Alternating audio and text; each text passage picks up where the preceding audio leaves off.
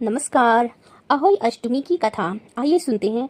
अहोई अष्टमी व्रत की पौराणिक कथा संतान की लंबी आयु और सुख समृद्धि के लिए मां पार्वती के प्रति अटूट विश्वास और संकल्प को दर्शाती है। यह व्रत कार्तिक मास के कृष्ण पक्ष की अष्टमी को किया जाता है।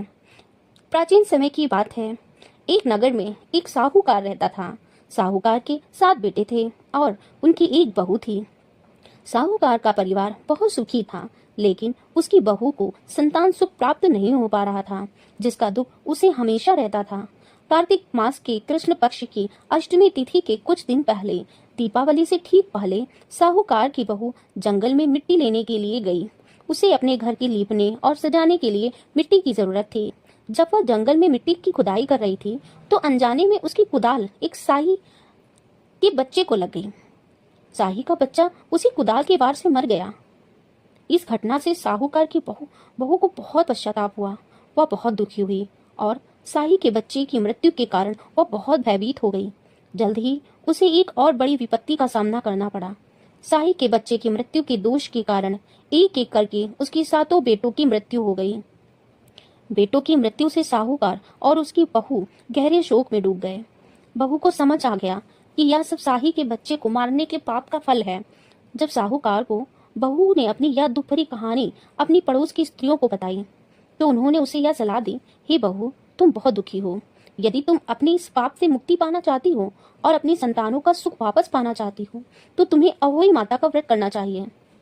अहोई अष्टमी के दिन तुम साही और साही के 7 बच्चों का चित्र बनाकर उनकी पूजा करो और सच्चे मन से अपनी भूल के लिए उनसे क्षमा मांगो।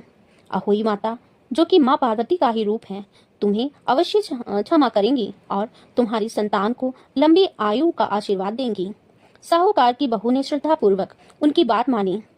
कार्तिक कृष्ण पक्ष की अष्टमी तिथि पर उसने पूरे विधि विधान से अहोई माता का व्रत किया। उसने दीवार पर साही और उसके बच्चों का चित्र बनाया, कलश स्थापित किया और रात को तारों को अर्घ्य देकर माता की पूजा की। उसने अपने मृत बेटों के लिए पश्चाताप किया और सच्चे मन से अहोई माता से अपने पापों की क्षमा मांगी। साहूकार की बहू की सच्ची श्रद्धा और पश्चाताप से अहोई माता माँ पार्वती बहुत प्रसन्न हुई। उन्होंने बहू को दर्शन दिए और उसे क्षमा करते हुए वरदान दिया कि उसके सभी पुत्रों की लंबी आयु प्राप्त होगी। अहोई माता के आशीर्वाद से साहूकार की बहू को वापस से संतान सुख मिला और उसके पुत्र दीर्घायु हुए। तभी से यह परंपरा बन गई कि संतान की लंबी उम्र, सुख और कल्याण के लिए माताएं अहोई अष्टमी का व्रत रखती हैं। यह कथा बताती है कि अज्ञानतावश या जानबूझकर किए गए पापों के लिए सच्चा पश्चाताप और क्षमा याचना ही मुक्ति का मार्ग है और माँ पार्वती सभी माताओं की संतानों की रक्षक हैं। जय श्री कृष्णा, जय माँ पार्वती, जय माता रानी। जैसे आपने साहूकार की बहू की संतानों की रक्षा की, उन्हें दीर्घायु प्रदान किया, इसी प्रकार हम सभी की संतानों की रक्षा करें, सभी पर अपना आशीर्वाद बनाए रखें। राधे कृष्णा।